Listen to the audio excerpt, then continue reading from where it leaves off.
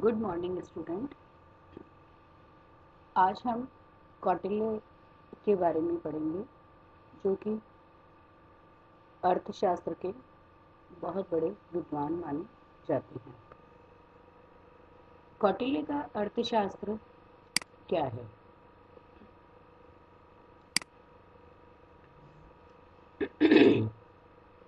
प्राचीन भारत के राजनीति शास्त्रियों में हम सभी जानते हैं कि कौटिल्य का स्थान सबसे ऊंचा है और उसे कला तथा कूटनीति का सबसे महान प्रतिपादक माना जाता है। कौटिल्य का अर्थशास्त्र एक ऐसा महत्वपूर्ण ग्रंथ है जिसका मुख्य विषय राजनीति है। सल्टोरे के अनुसार प्राचीन भारत की राजनीतिक विचारधाराओं में सबसे अधिक जो मुख्य देन है वो कौटिल्य की विचारधारा की मानी जाती है। कौटिल्य के राजनीतिक विचारों में आज हम चर्चा करेंगे कि कौटिल्य के अनुसार राज्य की उत्पत्ति क्या है। कौटिल्य ने राज्य की उत्पत्ति के संबंध में सामाजिक समझौते के सिद्धांत को स्वीकार किया है। कौटिल्य का मानना है कि राज्य के पूर्व समाज में मत्स्य न्याय का प्रभाव था। जैसे मत्स्य न्याय का अर्थ है कि जिस प्रकार बड़ी मछली छोटी मछली को निगल जाती है, उसी प्रकार समाज के सबल पुरुष निर्बल पुरुषों के विनाश में हमेशा सक्रिय रहते हैं। पुरुष का अर्थ यहाँ पर मानव समुदाय से लिया जाता है। धीरे धीरे इस व्यवस्था से तंग आकर लोगों ने मनु को अपना राजा बनाया। ये लोग अपनी अन्न की उपज का 6वां भाग तथा व्यापार द्वारा प्राप्त धन का 10वां भाग कर के रूप में राज्य को देने लगे। मनु को राजा नियुक्त करते समय इन लोगों ने यह स्पष्ट कर दिया था कि वे लोग राजा को कर तब दें जबकि वह उनके क्षेत्र की समुचित व्यवस्था करे। इस प्रकार ये माना जा सकता है कि मनु के राज्य की उत्पत्ति सामाजिक समझौते का परिणाम थी। कौटिल्य द्वारा जो राज्य का रूप है वो शुद्ध रूप से भारतीय था। उसका मानना था कि राज्य का संचालन, शासन का संचालन मंत्री करते हैं और जो सावयव रूप है जिसको हम राज्य का सप्तांग सिद्धांत भी कहते हैं, उसके बारे में मैं डिटेल से आपको चर्चा कर दूं कि कौटिल्य ने एक जगह लिखा था कि मनुष्यों के बिना जनपद राज्य नहीं होता है।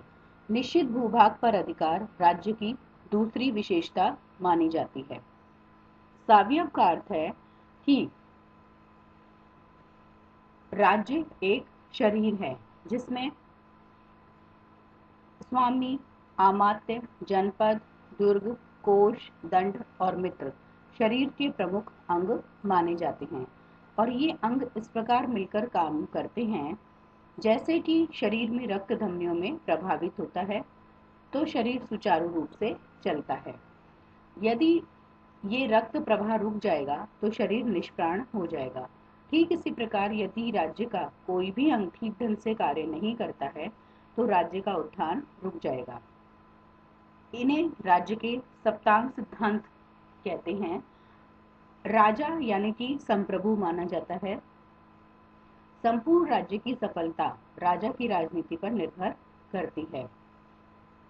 बीपी सिन्हा के अनुसार कौटिल्य की शासन प्रणाली में राजा शासन की धुरी है और शासन संचालन में सक्रिय रूप से भाग लेने और शासन को गति प्रदान करने में राजा का एकमात्र स्थान होता है। कौटिल्य भी प्लेटो की तरह राजा की शिक्षा पर बहुत अधिक बल देता है। वह मानता है कि जिस प्रकार घुन लगी लकड़ी शीघ्र नष्ट हो जाती है, ठीक उसी प्रकार यदि राजकुल का राजा शिक्षित नहीं है तो वह किसी भी युद्ध के वह राजकुल ही नष्ट हो जाता है। राजा के बारे में कौटिल्य का कहना था कि राजा में 4 गुण होने चाहिए। जैसे उच्च कुल का होने के कारण वह दानी हो, विनयशील हो, सत्य बोलने वाला, अनुशासनशील, संयमी हो। दूसरा, प्रज्ञा गुण उसमें होना चाहिए जिसके आधार पर वह तर्क, समालोचन, विवेचन, तत्व ज्ञान से संपन्न हो। तीसरा, उसमें आता है उत्साह गुण जिसके अंतर्गत वह साहस, निपुणता और शीघ्रता के आधार पर उत्साही बना रहे।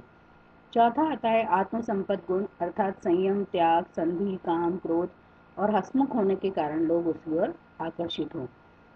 राजा के कौटिल्य ने दो प्रमुख दायित्व भी बताए हैं, जिसमें कि दूसरों का सम्मान करना, और दूसरी बात यह है कि राजा को हमेशा तर्क तत्व ज्ञान से युक्त होना चाहिए। तीसरा आता है, राजा के अंतर्गत उत्साह होना चाहिए, जिसके द्वारा वह साहस, निपुणता और शीघ्रता के आधार पर उत्साही बना रहे। चौथे गुण में आत्मसंपद गुण अर्थात संयम, त्याग, संधि, काम, क्रोध व हंसमुख होने के कारण लोग उसकी तरफ आकर्षित हों। इस तरह से कौटिल्य ने राजा के दो दायित्वों की भी चर्चा करी है कि संरक्षण संबंधी और संवर्धन संबंधी। संरक्षण संबंधी दायित्वों में है जैसे कि प्रजा की शिकायतों को सुने, उन्हें दूर करे, अपराधियों को दंड दे, सीमाओं पर होने वाले खतरों से रक्षा करने हेतु सेना का नेतृत्व करना, निष्पक्ष रूप से राज्य के निर्णयों व राज शासन के आधार पर न्याय करना भी राजा के दायित्वों में आता है। जबकि संवर्धन संबंधी दायित्वों में नैतिक मूल्यों का सम्मान करना, राज्य की एकता को बनाए रखना, प्रजा के सुख और कल्याण को बढ़ाना, उसके सुख में ही अपना सुख समझना, कृषि, उद्योग व कला को बढ़ावा देना, श्रमजीवियों व शिल्पकारों का जीवन स्तर ऊंचा उठाना, शिक्षा के विकास का प्रयत्न करना आदि इसमें शामिल है। राजा का दूसरा महत्वपूर्ण अंग है मंत्री, यानी कि अमात्य। अमात्य राष्ट्र की आधारशिला के साथ साथ विकास का मार्ग प्रशस्त करते हैं। वास्तव में मंत्रियों की सलाह राजा के लिए कवच की तरह होती थी, जो कि राज्य प्रशासन का प्रमुख आवश्यक तत्व भी होता है। तीसरा आता है जनपद। तीसरा राज्य का जो तीसरा अंग है वो है जनपद। अर्थात कौटिल्य ने माना कि जनसंख्या जो है वो उसके बिना राज्य का कोई अस्तित्व नहीं है। जनपद के बारे में कौटिल्य का मानना है कि उसकी जलवायु शुद्ध होनी चाहिए, स्वास्थ्यवर्धक होनी चाहिए, भूमि खेती योग्य व उपजाऊ हो, घने जंगल हो, नदियां, पशुधन, खनिज पदार्थ बहुलता में हो और उसकी सीमाएं सुरक्षित हो। दुर्ग के बारे में राजा का मानना है कि जिसे मनु ने तो पुर कहा है और कौटिल्य ने दुर्ग बताया है। कौटिल्य ने बताया है कि लड़ाई के समय जो दुर्ग हैं वो रक्षा सामग्री के भंडार के रूप में कार्य करते थे। कौटिल्य ने 4 प्रकार के दुर्गों का वर्णन किया है: औदुक, पार्वत, धानवन और वन। औदुक दुर्ग का अर्थ होता है जो चारों तरफ पानी से घिरे हुए होते हैं। पार्वत दुर्ग का अर्थ है चट्टानों से या पर्वत पर बने हुए दुर्ग, और धानवन दुर्ग रेगिस्तान से घिरे हुए मैदान पर बने हुए दुर्ग, और वन दुर्ग घने जंगल के नजदीक बना दुर्ग। पहले व दूसरे प्रकार का दुर्ग यानी कि औदुक दुर्ग और पार्वत दुर्ग तो जनपद की सुरक्षा हेतु तथा वन दुर्ग और धानवन दुर्ग ये दुर्ग किसी भी संकट की स्थिति में राजा व दूसरे लोगों को आश्रय देने के लिए होते थे। नेक्स्ट आता है एक इम्पॉर्टेंट जो पार्ट है इसका, वो कहलाता है कोष या ट्रेजरी। कोष कौटिल्य के अनुसार ये ऐसा हो जो स्वयं की कमाई से, धर्म की कमाई से तथा पूर्वजों की कमाई से संचित हो। कोष का मानना है कि राजा के मानना है कौटिल्य के कि भाई राजा यदि प्राकृतिक आपदा आ जाए तो इस कोष के माध्यम से प्रजा की सहायता करनी चाहिए। और दूसरी बात है कि राजस्व वसूली के लिए कर लगाने की कौटिल्य ने राजा को सलाह दी और यह भी कहा कि न तो वह बिना सूचना के कर लगाए और न ही अचानक लगाए जाएं। पहले से निर्धारित करों की तुलना में बहुत अधिक नहीं होने चाहिए। अतिरिक्त कर का सुझाव कौटिल्य ने आपातकालीन परिस्थितियों में ही दिया है। दंड के अनुसार दंड का अभिप्राय यहाँ पर सेना से लिया गया है। राजा व राज्य की सुरक्षा के लिए सेना की भूमिका महत्वपूर्ण होती है। जिस राजा के पास में एक सुदृढ़ सेना होती है उसके मित्र तो मित्र होते हैं, शत्रु भी मित्र बन जाते हैं। अतः शांति और व्यवस्था के लिए आवश्यक है कि राजा को अपने मित्रों की संख्या बढ़ानी चाहिए। राजा का मानना है कि सैनिक शक्ति राजा की और दंड नीति का प्रतिनिधित्व करती है। अगला पॉइंट आता है इसमें मित्र। सप्तांग सिद्धांत का जो अंतिम तत्व है वो है मित्र। कौटिल्य का मानना है कि राज्य की सुरक्षा और अस्तित्व के लिए पड़ोस में मित्रों का होना बहुत अधिक आवश्यक है। मित्र राष्ट्रों का सहयोग न केवल राज्य के अस्तित्व के लिए महत्वपूर्ण होता है बल्कि अंतर्राज्यीय संबंधों की दृष्टि से भी महत्वपूर्ण है। ये एक प्रकार से अंतर्राष्ट्रीय कानून की व्यवस्था तथा आधुनिक राष्ट्र राज्य की अवधारणा के अस्तित्व का बोध कराता है। कौटिल्य का मत है कि आचार्य भारद्वाज से लेकर उसके पूर्व तक के आचार्यों ने जो भी कहा वह ठीक ही कहा कि मंत्री में सामर्थ्य तथा बुद्धि दोनों पूर्ण होने चाहिए। राजा अपने सहपाठियों का पूर्ण त्याग न करे बल्कि उनके कार्य करने की शक्ति के अनुसार उनकी बुद्धि, गुण, देश, काल व कार्यों की भली भांति परीक्षा के उपरांत ही उन्हें अमात्य पद पर नियुक्त करे। लेकिन राजा ने अमात्य और मंत्री में अंतर बताया है कि अमात्य पद पर नियुक्त करे लेकिन उन्हें मंत्री पद पर नियुक्त नहीं करे। तो इस तरह से जो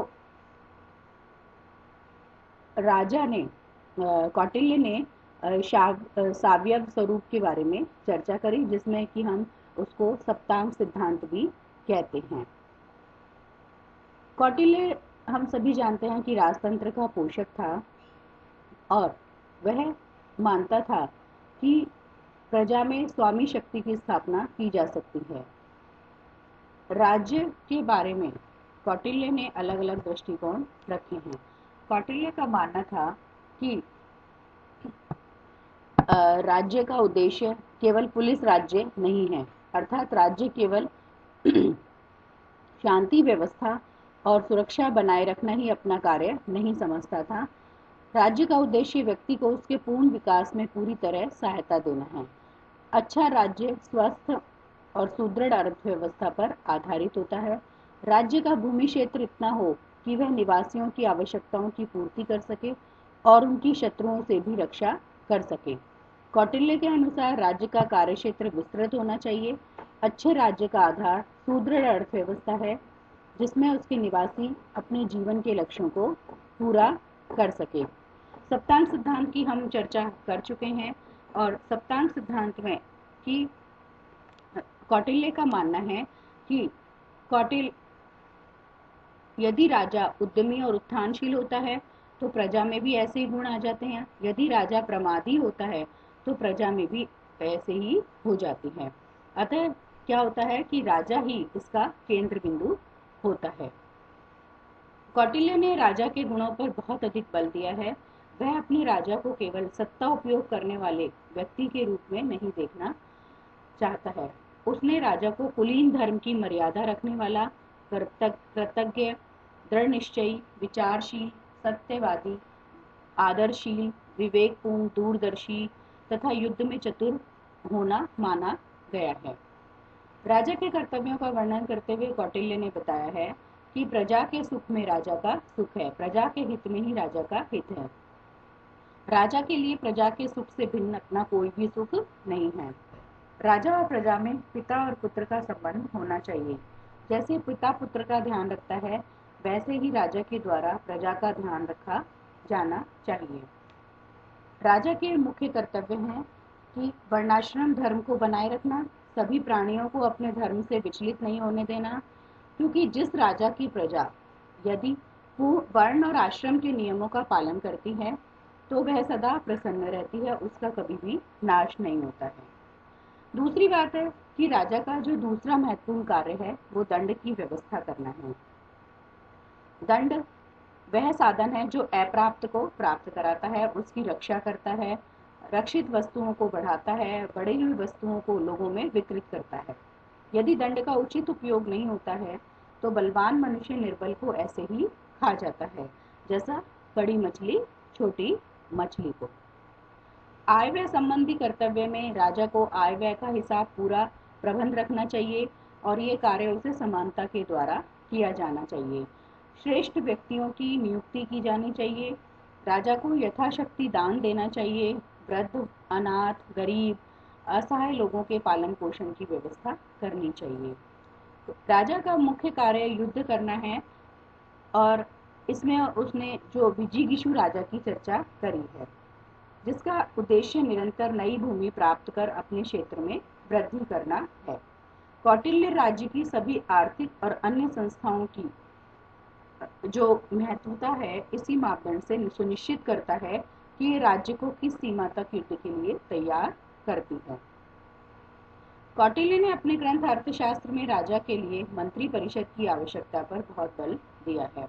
राज्य एक रथ है, जिस प्रकार रथ एक पहिए से नहीं चल सकता, उसी प्रकार मंत्रियों की सहायता के बिना अकेला राजा राज्य का संचालन नहीं कर सकता।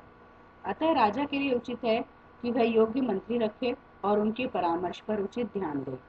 कौटिल्य ने बताया है कि समस्त कार्यों का प्रारंभ मंत्रणा करने के बाद ही करना चाहिए।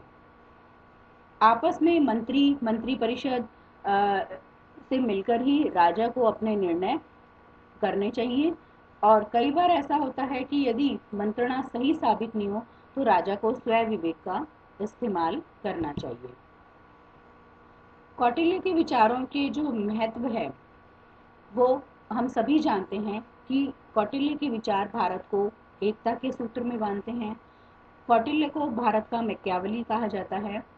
कौटिल्य ने लोक कल्याणकारी राज्य की चर्चा की थी, पुलिस राज्य के रूप में नहीं। उनका मानना था कि प्रजा के सुख में ही राज्य का सुख है, जिसमें उन्होंने चिकित्सालयों का निर्माण, अनाथ आश्रम, दीन दुखियों की सहायता करना आदि बताया है।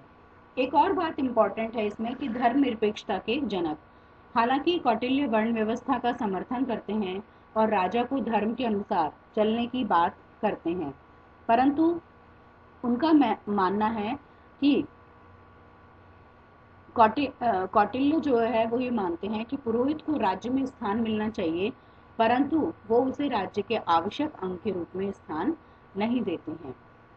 और एक धर्मनिरपेक्षता उनकी इस बात से उजागर होती है कि मूर्तियों में अस्त्र रखे जाएं ताकि जब शत्रु राजा पूजा करने आए तो उसका वध कर दिया जाए।